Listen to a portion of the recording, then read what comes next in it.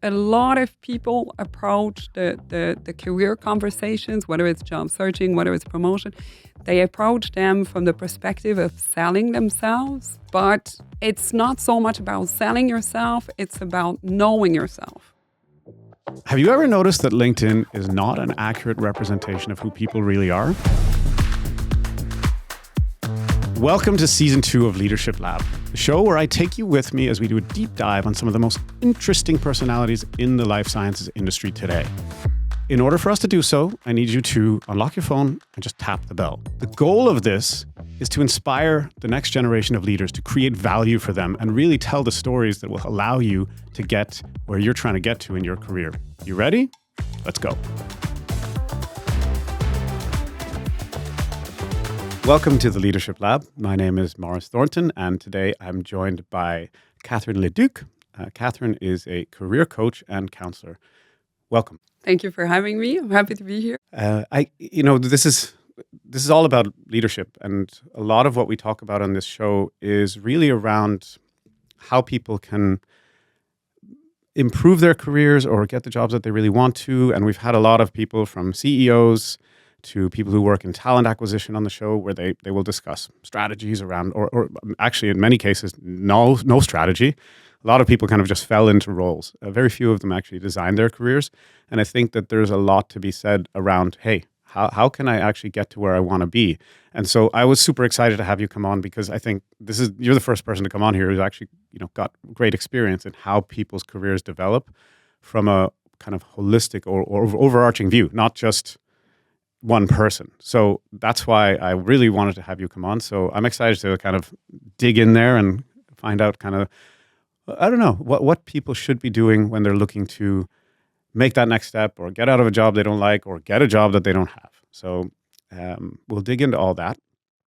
But first, I usually like to kind of start with your story about how you came to be doing what you're doing and going way back. I know where you're from, but maybe enlighten the audience. Well, I'm from the French part of Canada, Where from Montreal, Montreal. more precisely. Yeah. Okay. And what were you like as a kid? Like, were you in school? Were you kind of a nerdy kid? Were you one who's into sports? Were you, what were you like? Well, I was this kind of like multi-passionate person. I had like very different interests. So I was as into sports as I was kind of nerdy, and spent like half of my time in books. I could be like very social, but was spending a lot of time on my own as well in my little universe. I was a total dreamer. I always had like projects and a clear plan, and I wanted to travel. So I was quite, I would really call it multi-passionate, very curious kid. So what was your favorite sport? For a multi-passionate, that's actually difficult to tell. I know that I was always kind of interested in sailing from a very early age, because my dad had sailed, and the first... On the St. Lawrence? I did sail a bit on the St. Lawrence, and my grandparents had a chalet next to quite a big lake, and my uncle took his catamaran a few times, and from the moment I set foot on that catamaran, I was like, that's my sport. Really? It was like, but I haven't had the chance. It's this long story in my life that every time I got to sailing, I got a job offer on another continent and ended up moving. And then by the time I could kind of get to sailing again, I had to move. You didn't sail again. Over? Yeah, I guess not. Yeah, not yet. Same. I mean, my dad, same thing. Big into boats, and never bit me. I was just always like, nah. I don't know. It just wasn't my thing. But okay. So in Montreal, doing a bit of sailing, kind of a little bit all over the place in terms of the dreams. What were the dreams? Did you have like specific ones you can remember? Like, hey, I really wanted to do that. Well, there was a lot about traveling. Like, I've always been fascinated by discovering other countries and cultures. I'm also passionate about history, and I absolutely love cooking. So all of this comes together when you travel, because you discover different food, like the history and so on. So that was definitely the plan. And I guess I was a born strategist, like in the sense where from a very early age, I started doing like jobs here and there. And say I saved everything. Like, and for me, it was clear as soon as I turn 18 and I'm legally able to just take off on a backpacking trip, that's what I do. And so that was one big part was the traveling. And I also wanted to live abroad. So from, I guess, maybe around 11. Really? Something around that age.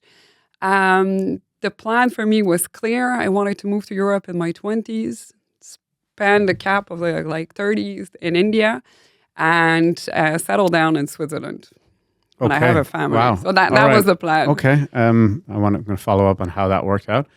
First, you mentioned, well, you're here, but I don't know what happened in between. That part of the plan worked. but what about the jobs? What kind of jobs did you do as a teen? Oh, I had different jobs. So I did, in North America, we start working much earlier, and there's a lot of like part-time jobs available. So I worked in cafes, I worked in sales, and earlier I was like, distributing the newspapers and, doing like gardening jobs and to help the neighbors. There's a lot of snow in Canada, so that's also good business for, I know. Yeah. for early teens. So everything we could, and we had this kind of little. I was doing babysitting a lot, like in the first jobs, and we kind of had this little concept where we were a couple of friends. So if one of us was busy, like we kind of could offer a vouched for backup. So that was also like our, let's say, little business concept at that time. So we were already kind of oriented towards customer service. Yeah, but I mean, I also. I delivered the newspapers. I had a job in a nursery. I was the guy who collected the grocery carts in the parking lot, like all that kind of stuff. Shovel driveways. And one of my first other jobs was working in a Dairy Queen, and I was front of house, so I had to serve the people, but I also worked in the kitchen. But in any case, I found that some of the things I learned there like really stuck throughout the whole career. I mean, how important how impactful do you think it is to kind of have that responsibility in early age? Well, I mean, I have kids who are like in the early years, so like early teenage years, where normally like in North America, we would already be having like a couple of jobs.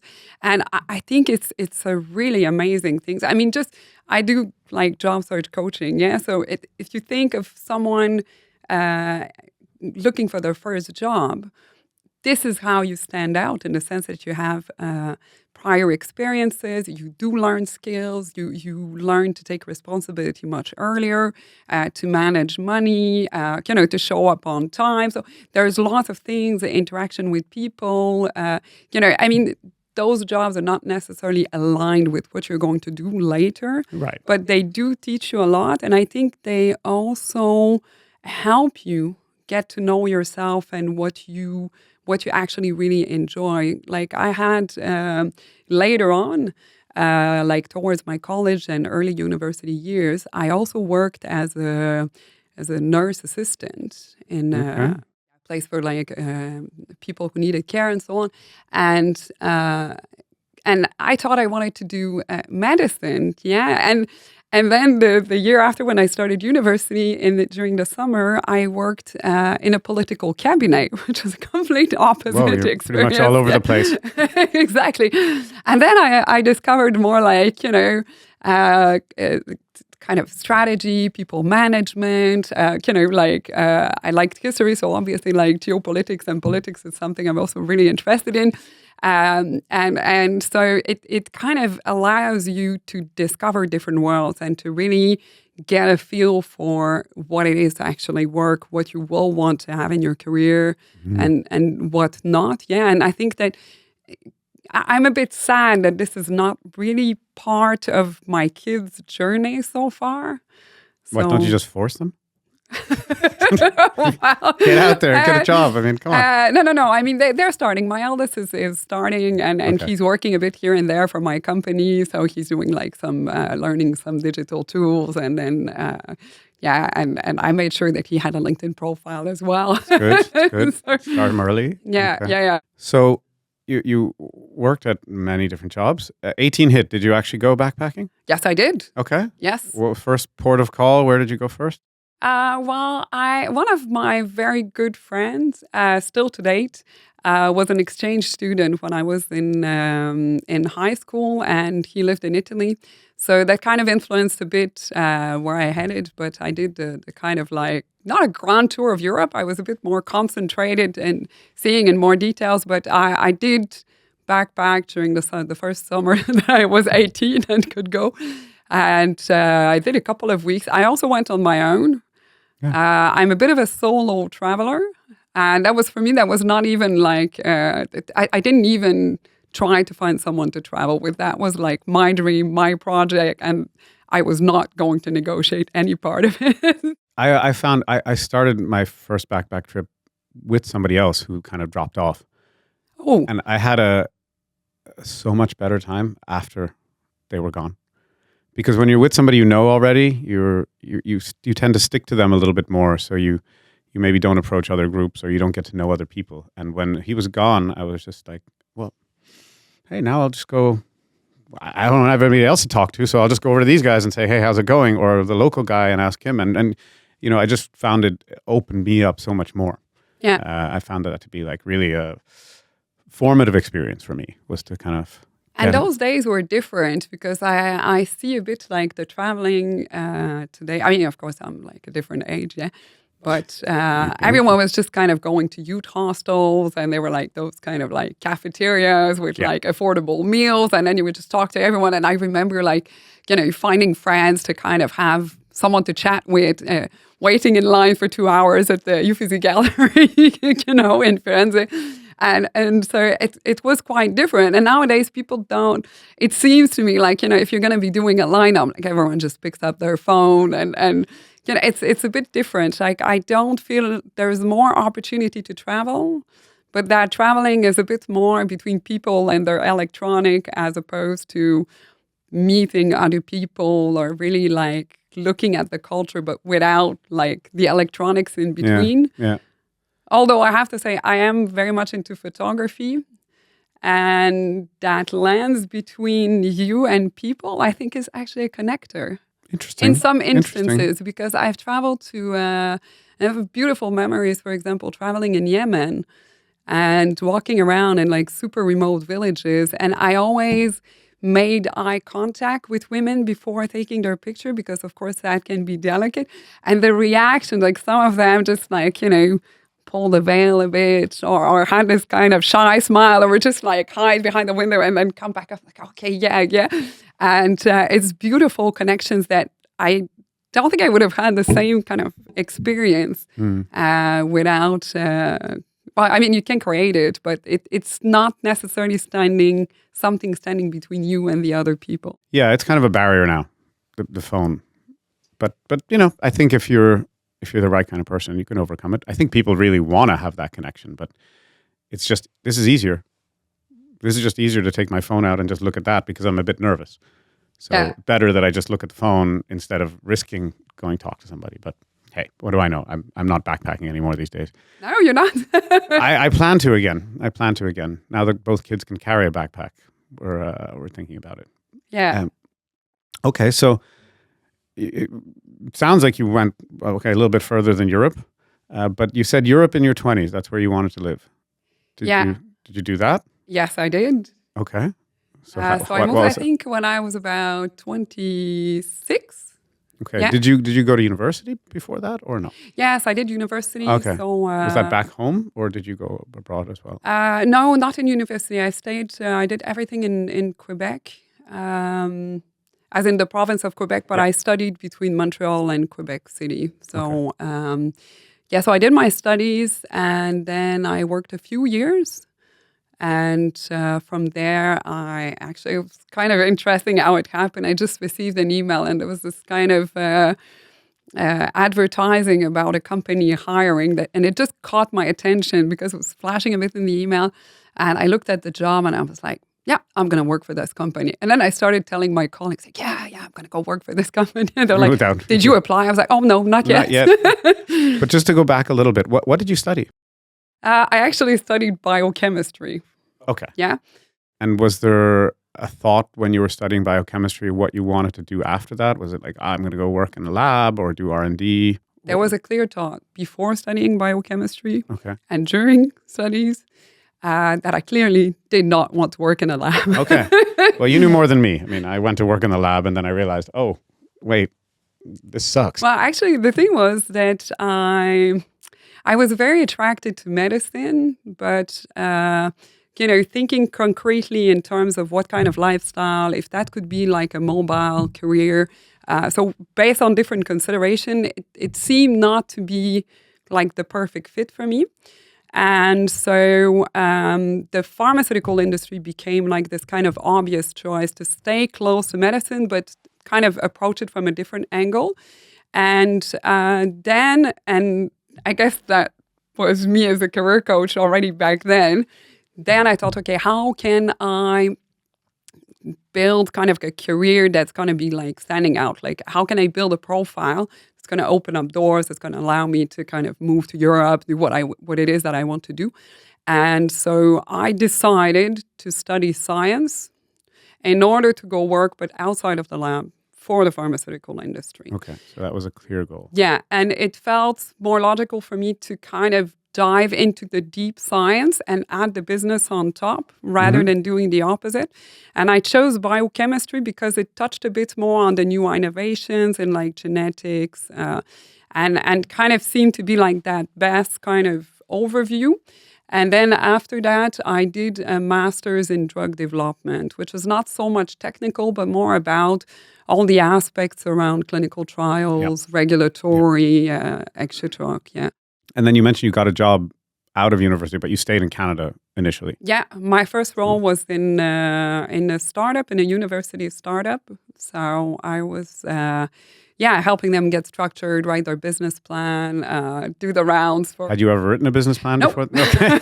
You didn't learn that in... Also not in English, okay. which was quite the challenge. Okay. So we did this and then spoke to investors and, did the rounds with the venture caps and so on and so forth. So that was really, really, really interesting. Okay, that's quite the job out of school. It was actually, yeah. Knowing how to pitch an investor. Well, I mean, I was part of those discussions, but I wasn't the one. You weren't leading. It's interesting because they told me at the time, like, when you have gray hair, you can pitch, yeah. And I was just like freshly baked out of university. And for some reason, that was life-changing because when my first gray hair appeared, when I was 25, I was like, yes, finally. Now I'm there, yeah. It was a positive thing for me. Yeah. Okay. And so this brings us up to the moment where you told all your colleagues, oh, I'm going to go work for this company without having applied. What was the company and where was it? The company was called Skim Group in the Netherlands, in Rotterdam, and they did market research with a focus, or they had a division that was focused on the pharmaceutical industry. Okay. And so you just, sent an email and said, hi, I want to work here? I sent my resume, and it was interesting because I hadn't done market research per se, so I was not extremely experienced on the methodological side of things, but I did get the job. Okay. So how did you do the interview, actually? Well, that was funny because there was a bit of a miscommunication. So we had a call, which was like, Montreal time, like at 6 a.m. or something. And so we started the call. It was with the chairman of the company. And he said, okay, did you receive the case study? I'm like, no. And so they actually forgot to send it. And so I was absolutely not prepared then. That was a case study. So they sent it to me. And it was actually like a request for proposal. So when a client comes to them and has a project, and I had to basically prepare a proposal in terms of what methodology I would use and so on. And I looked at that and was like, oh, maybe I shouldn't have talked too early that I would get that job. Yeah. And so we kind of got on the phone an hour later, and I think it must have tapped a bit in the Dutch culture because they tend to be very, very honest, transparent, and direct. And told the chairman, I said, look, I said, if you want someone who can do this with their eyes closed, I'm not the right person for you, and that's just not waste our time. I said, however, I think I bring something valuable for your company because I said I have a science background, I understand the drug development. I said I can have an in-depth discussion on what's important here, what kind of information you need, how the company is going to use that information on the other end, and so on and so forth. And so I kind of instinctively tapped not on the core technical knowledge, but the differentiators and the valuables that I was actually bringing. Yeah. And I got the job, even if I didn't know market research per se. Yeah. No, I mean, great approach. I mean, again, I've only learned that in the last couple of decades living here is that, yeah, obviously Dutch culture is very straightforward, and I think it would have been much appreciated. Whether or not you knew that at the time. That part was not, it was not an informed move. Okay, all right. So you moved. How long were you at that company? Oh, I think close to 4 years. Okay. Yeah. Big learnings there? Yes, a lot. Yeah. What I really appreciated was that they were extremely well structured in terms of project management, in terms of developing the employees was also really good. So there are lots of things I really appreciated. It was a fantastic team. I still have a lot of friends from those days. We did a lot of traveling as well across Europe and even beyond. And for me, I had a strong interest in emerging market, namely because there was the strategy to also go to India. And I was able to kind of specialize or take up the projects that were focused on Asia mostly. Yeah. And so it was a fascinating, amazing experience, really. Okay. So you said you moved when you were 26, 4 years in the company. That brings you to 30. So 30s were in India. Yeah. So how does one actually, I honestly think that most people at this stage would have been like, pretty comfortable here in the Netherlands, and that was a dream, I guess.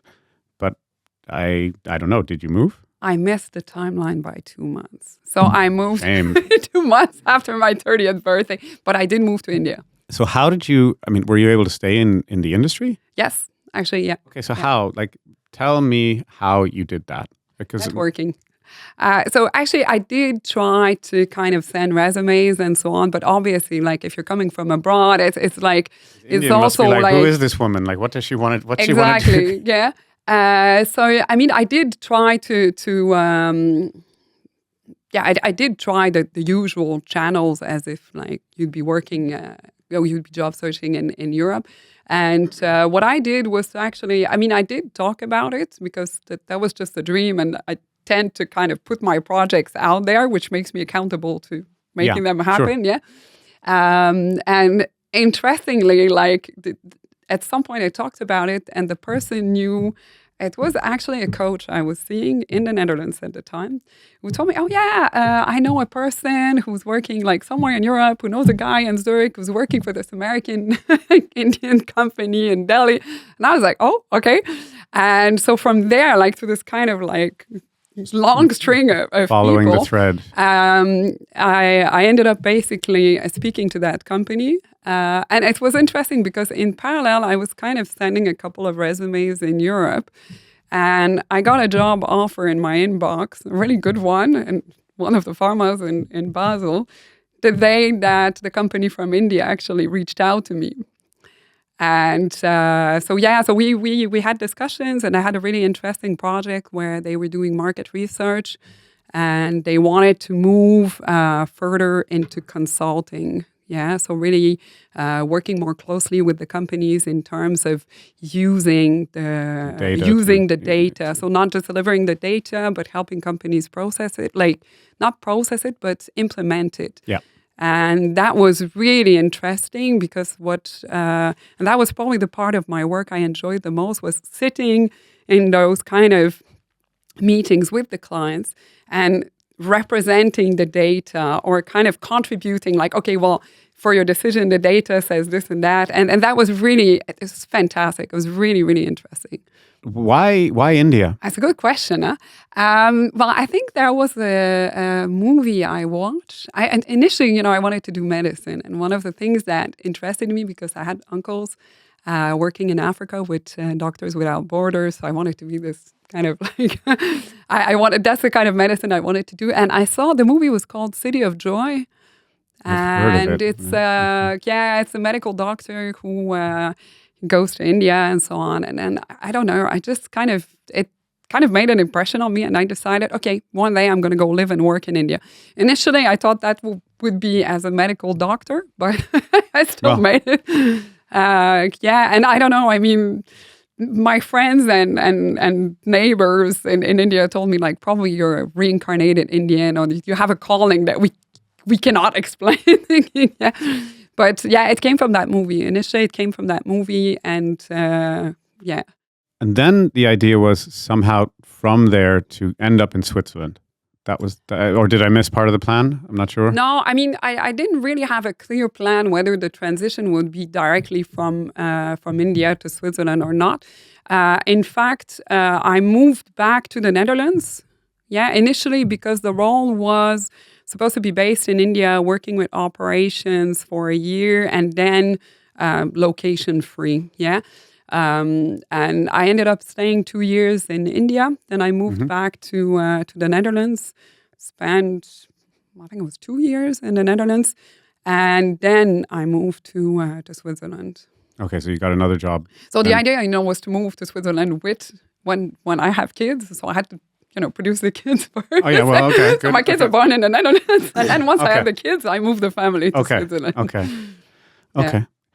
And so you tick those 2 boxes. Okay, 2 kids done. All right, now I'm going to move. I'm sorry, kids. I didn't mean to refer them as tick boxes, but you said, okay, like, I'm going to do this.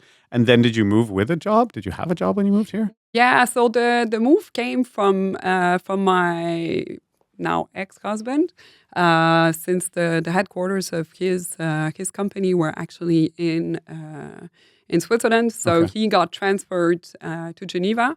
Okay. And of course, that kind of worked with the plans. So I was like, okay, let's do it. Yep. And the plan was mainly for me because I love the Netherlands, absolutely loved it. But in terms of the career I had, Switzerland was much more attractive because you have more, pharmaceutical company headquarters and so on. Although interestingly, I never worked in pharma. I was here for this. I never worked. Okay, so let me get this straight. So the biochemistry, all the plans all along, going to be in pharma, going to do everything that you wanted to do, move to Europe, work in pharmaceutical industry, then get to India somehow and get a job in the pharma industry. And then the end destination, have the kids, and then you're going to get to Switzerland. And the plan was wonderful until you didn't get a job in pharma. No, it's not that I didn't get a job, actually. Okay. What happened was that, I took the time after the relocation because my youngest was quite small. So I said, okay, I'm going to take the time to settle us in, have a bit of time with the kids and so on, help them transition. And then less than a year, I think after we arrived, the company announced that they were going to divest the division my husband was working for. Okay. And the announcement that basically they had found a buyer, etc., came in like very quickly after that. And that kind of put a lot of question marks in terms of, are we going to have to go back to the Netherlands? Are we going to be able to stay here? What happens with the role and so on? And it kind of wasn't really sure if it would make sense to kind of invest time in job searching, knowing that, we were on a big question mark with regards to where we would be like maybe a year from there. And I had always had in the back of my mind the idea that I wanted to have my own company. And I was also thinking, because what I used to do in pharma, specializing in emerging markets, like the last year of my career were I was a frequent commuter between Asia and Europe. Mm-hmm. And of course, with young kids, it's not great. Like, you want to spend time with them. So even returning to the pharma industry after I had my second child would have meant changing, transitioning somehow within that industry in terms of doing something that doesn't require as much traveling. Yeah.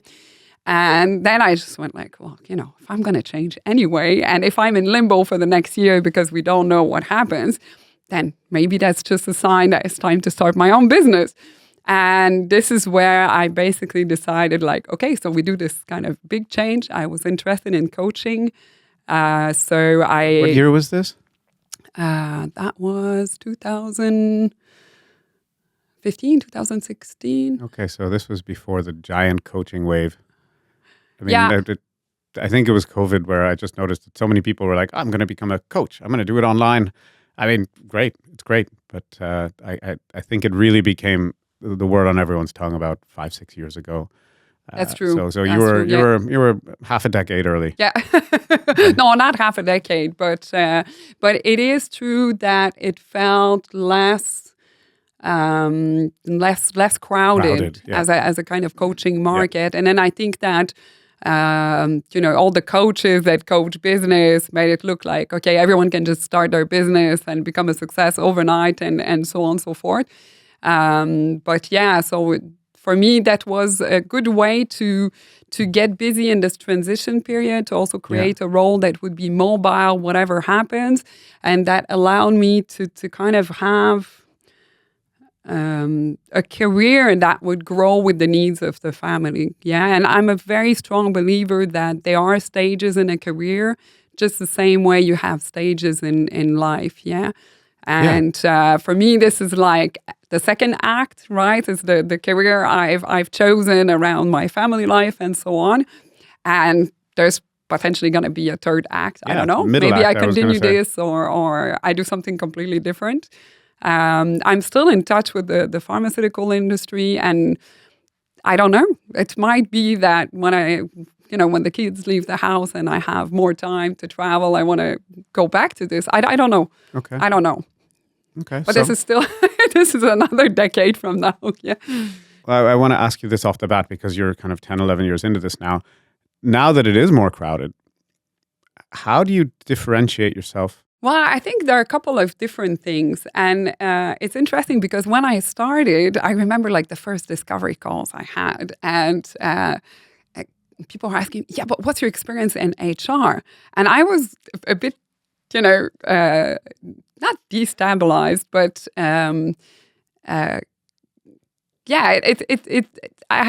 it forced me to kind of articulate what made it different. And I think that it's precisely the fact that I don't come from HR, which is actually relevant, because as I set up my company, I wanted it to be digital, to be remote.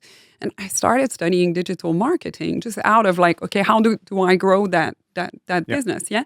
And then as I was studying, I realized like, wait a minute, like small businesses, they have the same needs as professionals. They need a brand, they need differentiators. They need to build the credibility and the trust into like the expertise that they bring. And so what I started doing was to look at the strategies that small businesses use in the digital world and try to translate them in terms of how can professionals use the same strategies in order to build a brand, to build visibility, to be searchable, on LinkedIn, for example, how to understand, how to build a clear positioning, clear differentiating, to articulate where and how they add value. And I think that with all due respect for people on the kind of HR, like inside the company, today's market or like the part of the work where I operate is mostly how do you stand out on today's market? How do you create a network that will open doors for you? Yeah, and those are different skills. And it's interesting because when we started, you were talking about having a strategy in your career. And very often people tell me like, but this is such a shift, like from pharma to career coaching. And to me, there is a continuity because one of the things I'm passionate about is strategy. Okay. And so it fits. One of the missions I have is to get people to have a strategic look at their career. And I think especially the job search moment, like is a time to kind of pull back and take the opportunity to kind of reassess, to kind of clarify what's the direction, what went well, what didn't, and get that kind of strat plan in place. Okay, so let's jump into a little bit more practical applications of your kind of day-to-day. In terms of the people you work with, I mean, what is the biggest reason that I would end up talking to you? You know, if we think about your clients as a pie chart, you know, what is the biggest piece of that pie? Well, I mean, in today's market, like the job search market is now very competitive, and a lot of people are job searching without getting results. Yeah. Okay. And so those are people who don't have jobs. Yeah, so I do. I mean, this is a big pie because this is at the moment one of the biggest challenges. Yeah. So well, I think we can all be honest. The numbers are very clear on the Swiss market that came out for 2025. You know, we did see a big dip. In terms of the permanent market, a little bit, I believe, but the contract market even a little bit more. Those people in contract roles. So obviously, and I speak only for the pharma industry. I know that you work across industry, but in our particular industry, and I looked at some of the numbers from the federal government, and so there's been a dip. Let's not lie about that. So there's more job seekers. So that's kind of what you deal with the most. There's been a dip, but there's also been changes in the market itself, in the sense where AI has disrupted everything, including the job search process. So what you see now is that you have all of those tools that allow people to customize an application in a matter of minutes instead of needing like a couple of hours to do so. So the number of applications a candidate can produce has massively increased. And one of the new challenges that candidates are facing, this was already present, but it's actually gotten much more acute, is that LinkedIn is reporting 45% increase in the number of applications for roles. It doesn't mean there's that much more, it's not parallel to the increase in the number of people unemployed, Right. But the traffic is higher, which means that it makes it also that much more difficult for candidates to actually stand out. Yeah, we had Jana Hermann on here last podcast, and she's the global head at Roche. And so she does, she leads a very large team and is responsible for talent in the entire group. And what she told us is that their applications have just skyrocketed and their recruiters are just getting overwhelmed. Yeah. They got to go through 1,000 applications and they still don't use AI to screen anything. It's actually somebody looking at the CVs. So they're getting completely bombarded and they're underwater in terms of like how can they manage all these applicants. So her kind of thing was like, not that there's necessarily more people looking, but we know that we're just getting hit with AI is just spamming CVs in. Yeah. Okay. I mean, it's interesting and it's a bit of a conundrum as well. I mean, we've noticed as well jobs that we publish all of a sudden. And when I look at LinkedIn, normally you used to see maybe 200 applicants sometimes, and now I'm seeing like 500 plus sometimes within a couple of days. So it's a little bit. I mean, that's obviously going to give rise now to the companies actually using AI to screen because it's the only solution. Although many of them have said no, we want to keep it people centric, and all of them say, all the ones I've spoken to is like we're not using an AI agent to screen your CV at this stage. So it's going to be interesting to see how that part develops. Okay, so that's the kind of number one category of person would be job seekers. What about, is there another category of people that you would deal with? Well, I see a lot. So there are different kind of problematics in career, but also within the job search market in kind of industries or types of positions that are affected by, for example, AI, where sometimes your role is no longer, the need for this certain types of role has decreased, or the industry is shrinking, so people need to kind of career transition a bit. And that in a competitive market can be extremely difficult.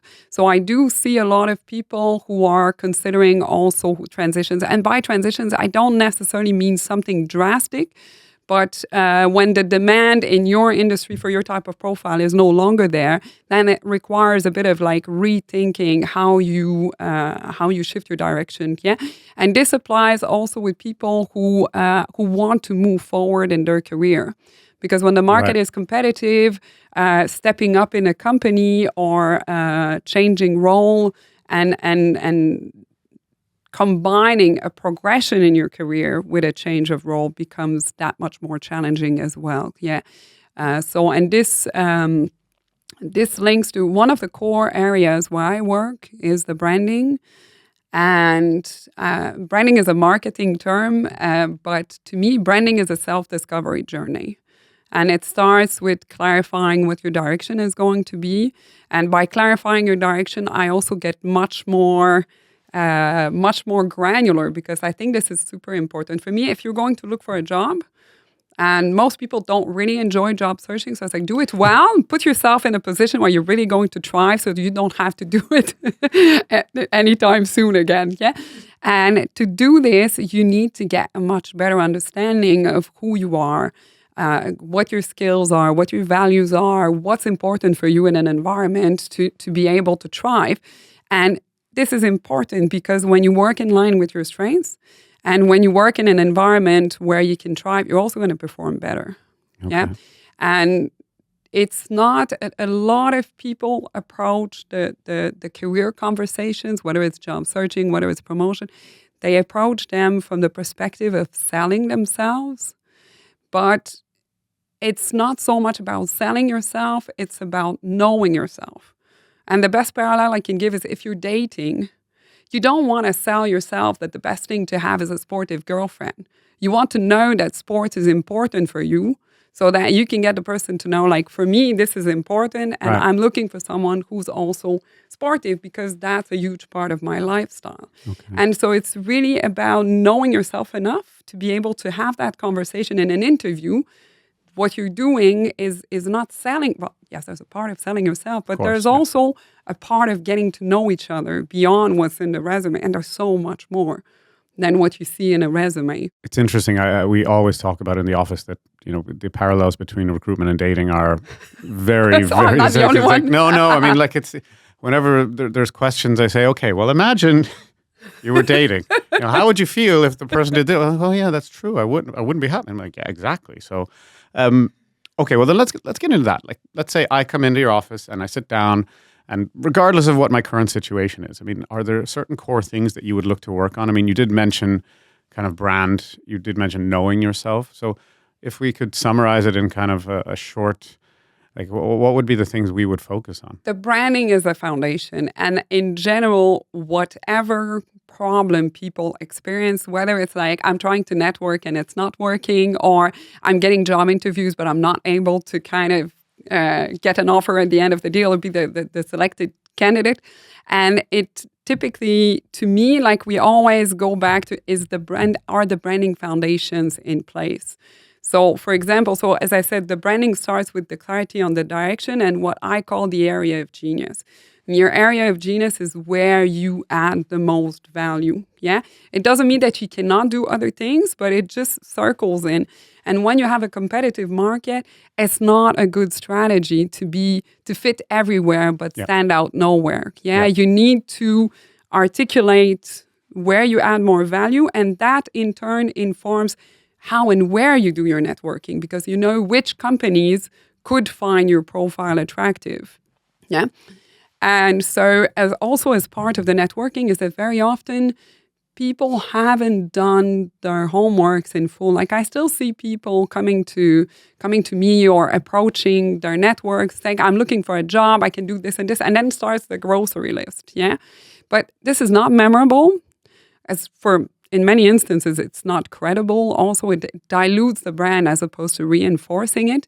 And because it doesn't make you stand out, people don't remember you, or people don't have a reason. Or, you know, one of the ways to see if your brand is on point is the person I'm speaking to able to turn around and recommend me to someone, saying this person's expertise is this, and that's why I think they should be we should look into that candidate. Yeah. If you're not clear about this yourself, if you can't articulate this for yourself, there is no way your LinkedIn profile, your conversation, your interviews, your CV is going to convey it. So it always comes back. Comes back to that point. You're basically saying put all your eggs in one basket, pretty much, kind of like in terms of how you go out. And I don't disagree. I say to people all the time when I'm on the phone with them, I do less interviews now than I used to, but when I'd be talking to them, I would say, okay, yeah, that's all nice. We've been talking for half an hour. Can you please just pigeonhole yourself for me? Because I'm an idiot and I'll forget. But when somebody says, oh, what about, Catherine? I'm like, oh, she's a great career coach. It's just easy.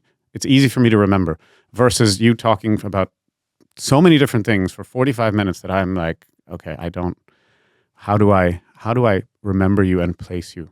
Yeah. And I find that that's a really good strategy. And then when they can really concisely say it in a sentence for me, I'm like, okay, that's super clear to me. And the next time someone asks me for, regulatory CMC person who's got great experience with EMA, okay, I know, call that guy. Yeah, exactly. So, yeah, I find that is good. And people want to hedge their bets by basically being everything to everyone, master of all trades or jack of all trades and master of none. Exactly. And then they end up just being forgotten. But that's, like visually speaking, that master, like jack of all trade, master of none, when you have a competitive market, this doesn't work because if you have a couple of hundred applications, you will have several, like a very high percentage of candidates who will have depth of expertise. Yeah. And then if you come and present yourself in like as a broad spectrum expertise, you cannot compete with the other people. Yeah. But then again, your branding also, you cannot change your experience. So if you've done different types of roles, you can't change that, but you can change how you package it. Exactly. You can frame it differently. Exactly. Yeah. And how people like in my role in pharma, I mean, I've been a business analyst, I've been market research manager, I did project management, I did consulting. I even had the title solution architect at some point. I was global product manager. It looks like my career was all over the place. Yeah. And this is a problem. This is something that people often do is they connect their expertise or their branding to a job title. But for me, I always worked on pre-launch drug portfolio strategy. But I did it sometimes as a consultant, sometimes as an analyst, sometimes as a product manager. Yeah, that's your core. And so the branding is also about finding the common denominators so you can make sense of your career to someone else. So you can also bring those blocks that look kind of separate into kind of one road that actually makes sense, that reinforces depth of expertise. For different people, it's going to look like different things, but the branding is also that exercise in kind of finding what your common denominators are, so that people, like as you said, like pigeonhole yourself. Please pigeonhole yourself for me. I mean, and what I see, and it's understandable, but most of the strategies that will get you a job, they are counterintuitive. It is totally intuitive to say, if I scoop larger, I increase my chances. But it's actually not working. Okay. So a lot of the strategies, they are counterintuitive. You mentioned something to me when we spoke previously. It was the concept of career drift. I'd never heard this before. Like, what is career drift? Well, to me, it comes from the fact that very often we don't take the time to stop and to reassess our career. Yeah, a company will revisit their goals like every year and have this kind of like process where they have like a mechanism of reviewing, like reporting, reviewing, revisiting, etc. And they do have the goals in the first place. Yeah. And I think for most people, what I see, what we were discussing as well, is that there isn't a clear strategy in place. And, I love sailing. This is a bit like sailing. If you don't have a clear destination, you're just going to go where the wind takes you. Yeah. And what happens is if you don't have clarity on your goals, and also if you don't have clarity on your strengths, what you like doing, what you enjoy, which is generally connected to where you perform better, what's going to happen is the company might see skills in you and then move you into different direction. And then you end up drifting in the sense that you accept roles because like the opportunity comes to you, so you basically just take it and you move from one place to the other in your career based on where the wind takes you. Yeah, and sometimes it works, sometimes it doesn't. And I do have a lot of people who come to me for career transition because they're like, look, I'm good at it, but I'm slowly dying at work because I hate doing like auditing or I don't know, whatever it is that they end up in. Yeah. And I think the personal branding as like a self-discovery journey is also how and where you become your own advocate. And it's a win-win conversation because your employer has an interest in ensuring that you work in a place where you thrive, when you're motivated, where you work in line with your strengths, because then you're happier at work and you perform better. Yeah. It means less turnover, better results, happier teams, less burnout. And it is a win-win conversation, but it's a conversation that if you don't know what's important for you, what your strengths are, then it's others deciding this on your behalf. And that's what I call a career drift. Yeah, we had Mark Bauer on, and he's a head of legal for Biotech, Argenix here in Europe. And one of the things he said was about owning and planning your own career versus letting the company decide for you. And it sounds like that's kind of what you're talking about. It's like, I'll just go where I go. But a lot of the people we've had on here said they didn't really have a plan. There was sort of like, as you said, there was maybe a destination in mind, but the actual path they were going to follow was not clear to them. But every time an opportunity presented itself, and I'm like, okay, yeah, I'll just say yes and see where it takes me. I mean, look, you can cross the Atlantic sailing going towards the Caribbean without knowing now what island you're going to visit once you get there. Yeah. So the general direction is important. But yes, it can leave room to what it is that you're doing once you get there. And that's totally normal also because you evolve in your career. Like in my pharma career and in later roles, there was a huge component of legal actually. And I even was involved in like setting up a joint venture, which I absolutely enjoyed doing. And if you would have asked me just 2 years before, would you ever see legal deals, partnerships being a core part of your career, I would have said, no, legal, long, kind of boring contracts, no, that would not have interested me. And if I had to potentially have an Act 3 in pharma, that would probably be one of the areas I would actually look into. Okay, yeah? Really? All right. So you get to learn as well as you go, and then this is also one of the reasons why you need to make the time on a regular basis to reassess is that new things come up. The market is changing as well. So what you thought might be a good career plan 5 years ago might now be completely disrupted because AI has changed the picture, because of what's happening in the industry, regulations, whatever it is. Yeah. It's funny that we do it at work all day long. You know, we'll shift strategies, we'll check in, we'll do milestones, but when it comes to our own career, nobody spends the time. Yeah. Okay. Yeah. That's really. And that's a question I ask people. Like, sometimes it's like, did you think about how, in 5 years' time, how is your field of expertise going to change, or how is AI going to affect your line of work, and what are you doing about it? People don't. That for the majority of people, this is not a consideration. And this is where I think one of my passion with the career coaching is to get people to think strategically about their career. Like, you're a small business, getting yourself into a job is a bit of a business. And any business has to understand what the customers need, understand how the market landscape is evolving, where the opportunities are, where the demand is, like how the demand is shifting. It's all part of managing your career for everyone, independent of what they are doing. Yeah.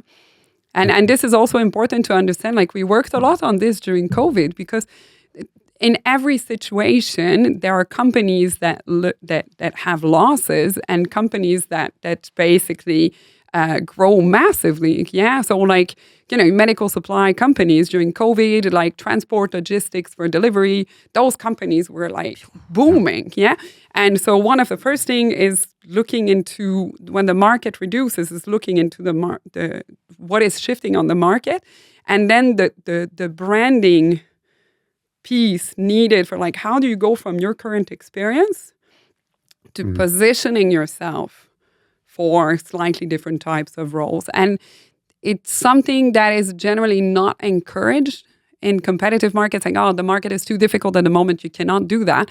But the reality is, if jobs are disappearing or there's less demand in your specific field, which is happening because AI, you need to do that. It's not a matter of it's competitive, so don't think about it.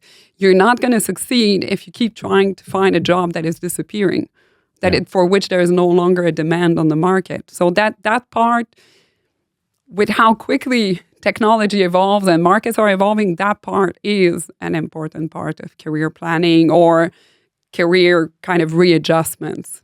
I'd like to, if I may, give you a few practical situations. So this is when people contact me the most. I mean, these are the three kind of things that I can think of where I'm contacted the most. And, in very 60-second strategy, if you could, just let me know what would you recommend to these people without, it's going to be very basic, but just, this 60 is like, seconds is difficult. Yeah, for me. but let's see if we can do it. So I often have people who are on a very high level. So they're very high earners. They have been at a very high level within a company, and either the company's drug fails and everybody gets let go, the company gets acquired, so they're out of a job, or for some other reason, all of a sudden they're out of a job. And actually, because I always say it's like a pyramid, like down here, there's lots of jobs, up here, very few. And then all of a sudden 6-9 months have passed and they still haven't found something. And they start to get they get a little desperate. And then I start getting called more often. If I've been out of job for, let's say, an extended period, more than 6, maybe 12 months, what kind of strategy would you recommend to that person to kind of turn it around? Or how could they jumpstart that job search?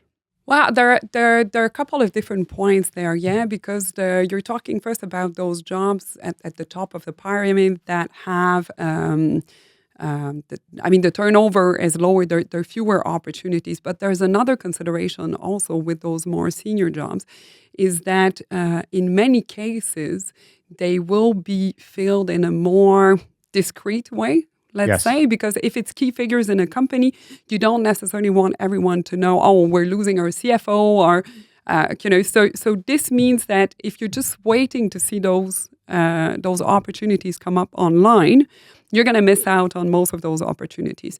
And there's also this element of certain roles are like technical, Other roles, you kind of want to know a bit more the person, like a strategy role or managing like a very important partner or client.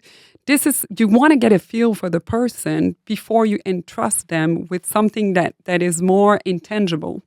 Those roles, they generally go through networks. Right. Okay. So it's really network your ass off. Exactly. So, and this is the part which is, and I believe like AI, and this is kind of tsunami of application that companies are faced with, is that they will more and more, even before those roles come up, or in general, look at who's standing out on the market. And this is your employment insurance. It's like, it's like saving money. You don't save money for when there's going to be a crisis. You don't start saving money for a crisis the day you're facing the crisis. Yes. You start earlier.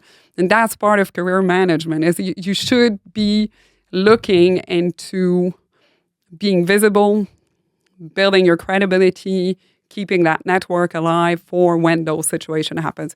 But to your question, if you're like 6 months in and nothing is working, then there's a need to revisit the strategy. So first, I always recommend like having a look at if the branding is done well. And then it's about like working to different channels. So the networking, yes, but networking alone, we talked about it, often there's no follow-up. And for me, networking is like planting a seed. That seed is not going to grow unless you water it. And that process through which you water it is every interaction is a data point that allows people to get to know you. So I talk a lot about the brand, understanding your strength, but that conversation is not like a one-way sales pitch. That doesn't work. Like I can tell you I'm the best, career coach in the world. You're not necessarily going to be convinced, or you're going to go like, oh, okay, like, can't you stop? You're just advertising it. Or you can ask me a couple of questions like we're doing right now, and we have a discussion, and someone who hears it is able to draw their own conclusion. Yeah. Yeah. And This is where the success in job searching and establishing the brand, doing the networking is create those opportunities for people to get a glimpse into how you think, how you do your job. It's the same principle as going to the car dealership to get the keys and test drive the car. Don't tell them that the car drives well. Find a way to give them the keys and test it for themselves. That's the game changer. Okay. Very interesting analogy. Okay. Next one. I mean, if there's anything vastly different, please enlighten me on this. I get contacted a lot from people either outside of the pharma industry or who have a role in pharma but want a different type of role. Like I'm in R&D, I'd love to be in marketing. You know, like that one I hear a good bit. Or, you know, I work in the, I don't know, agriculture business, but I would love to move into pharma. So pivot. What do you advise to people who want to pivot? That connects also to what I was just mentioning about the test drive. Is there are two important elements there. Yeah. When you do a career transition, generally the question is, what is your experience in X, Y, Z that you want to do? Yeah. If you keep it to the experience level, you're not going to make it. So you have to start approaching those questions from the standpoint of, why do I believe I have the potential? And potential here is the key word. Why do I believe that I have the potential to do that role? And then to come up with, to articulate this for the other person. Yeah. It can be transferable skills. It can be experiences outside of your work. It can be parts of your experience that are not actually captured or obvious from your job title. Yeah. So you can be an R&D, but actually spend most of your day managing teams and managing projects, but not doing the lab yourself. So then, you know, you have an R&D title, but your job description is something much closer to project management. Yeah. Yeah. So it's on you to articulate those things when you want to do a career transition. Yeah. And then the other part of it is, don't just tell people. I always say, don't state, substantiate. Yeah. Okay. So those are examples, they're stories, they're achievements, like when it comes to your CV or your job interviews. But in the context of building the trust also in those things, this is where the interactions and the networking count. So if you want to expand, into sustainability, for example, go to sustainability events, like really live your passion for that new topic.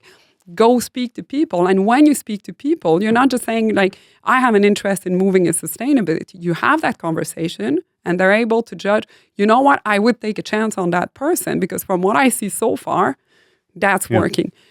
The third point, I initially started with two, but there's a third point that's important. If you do a career transition, those different profiles you have, a different background, it will play against you up until the moment that you understand how your different background becomes an advantage for the different job. But it's on you to articulate that. But generally, it can be a very powerful differentiator. But again, it's not going to work if you apply online because it works if you have conversations where you can apply this and demonstrate it. Interesting.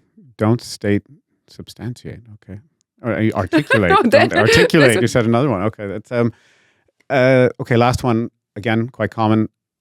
First job. So I've graduated. I want to find my first job. I'm not having any luck. I hear that a lot. What about students or people who've just graduated? I like this question. I think what's really important is to, so the network is important. Everything you do. Yeah, but I have no network. I just graduated. I've got nothing. Everyone can network. So the networking is not necessarily having a network, is being building actively reaching out to people and maintaining connections and so on. So, I mean, people who are close to graduating, I would say like the earlier you get into kind of expanding your horizons, the better. Yeah. But I think one of the things that's also important is, for some reason, we tend to think that the experience is only valid if it's actually paid for, like within a structured employment. But you can develop skills, even if you're volunteering. You can develop skills like if you're training with like competition sports or certain things like that. So one of my recommendations for graduates is to try to look beyond what you've done outside of your studies and what skills it allowed you to develop that will be useful for a company. Yeah.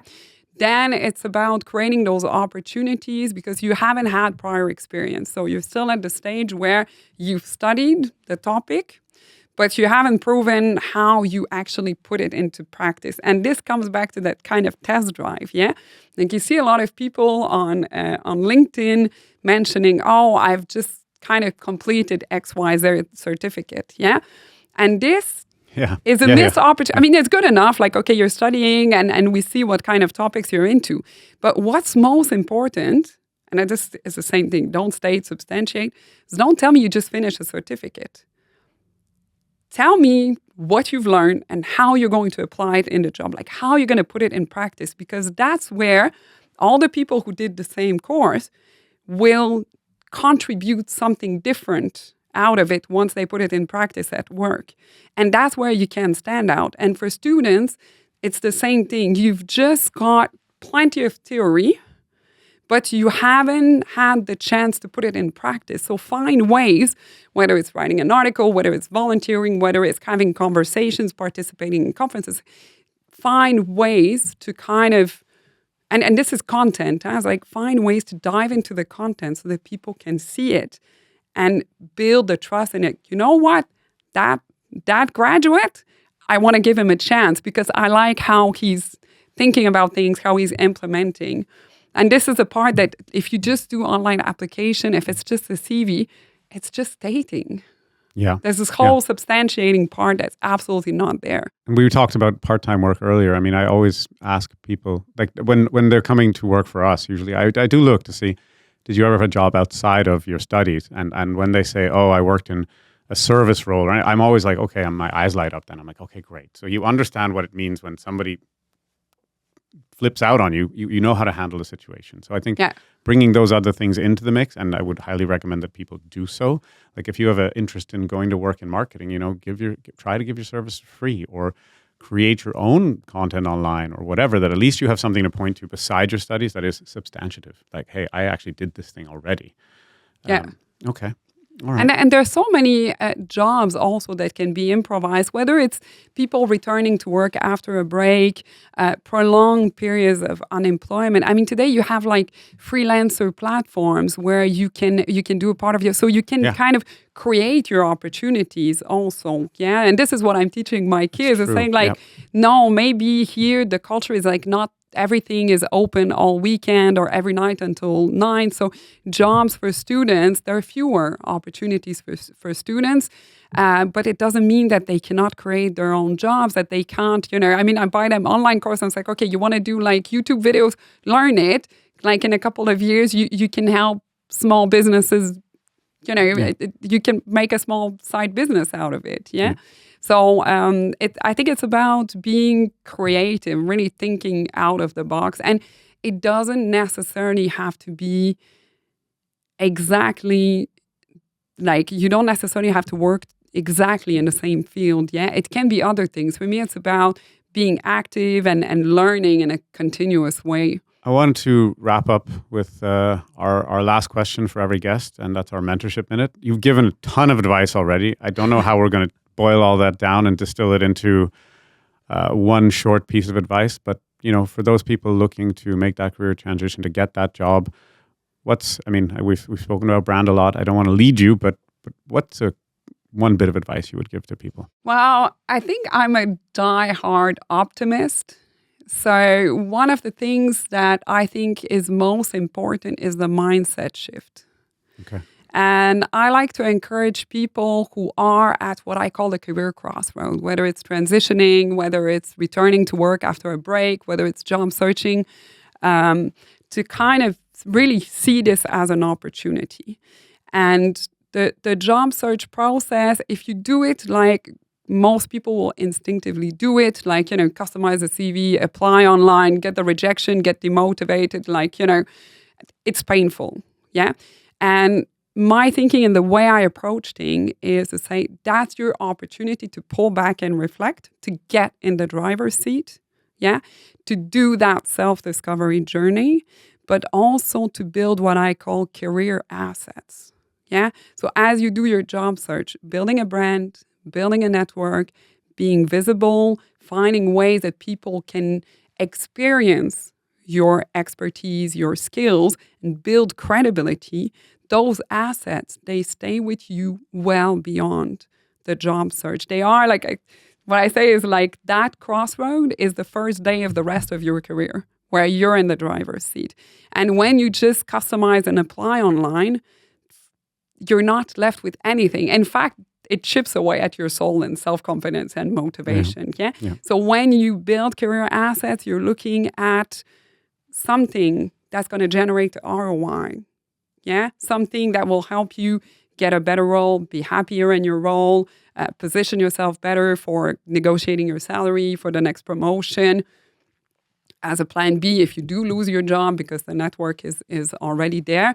And from a motivational point of view, if your job search is only focused on, I mean, of course, the ultimate focus is to land a role, yeah, but that's a KPI that's going to make you miserable because you're going to be failing every single day of your job search until you actually get that job. So you need interim milestones that will shift your perspective from I'm getting rejected to I'm building something valuable. And that's where, at least the way I approach it, the job searching is an opportunity to kind of put the foundations in place for career management. So it's building something. Well said. Thank you very much. If people like what they heard or they would have a need to contact you, how would they do that? Well, my second home is LinkedIn. So I'm quite active there. Yeah, I think that's one of the best ways to contact me. There's more resources on LinkedIn. There's information about how to reach out by email, etc. So I think I would direct them to LinkedIn. It's by far the easiest way. Okay, so that's Catherine Leduc, Leduc. Yes. Thank you so much for being here today. Pleasure. Hey, thanks so much for listening. I really appreciate it. If you made it this far, I think you might have enjoyed this. And if so, please, if you haven't done so already, like, follow, subscribe, and rate us where possible. I'd really appreciate that. And another thing I'd also appreciate is if you could share this with somebody you think needs to hear it. The goal here is to inspire, and we need to spread the word. So anything you can do to help is much appreciated. I'll see you in the next lab.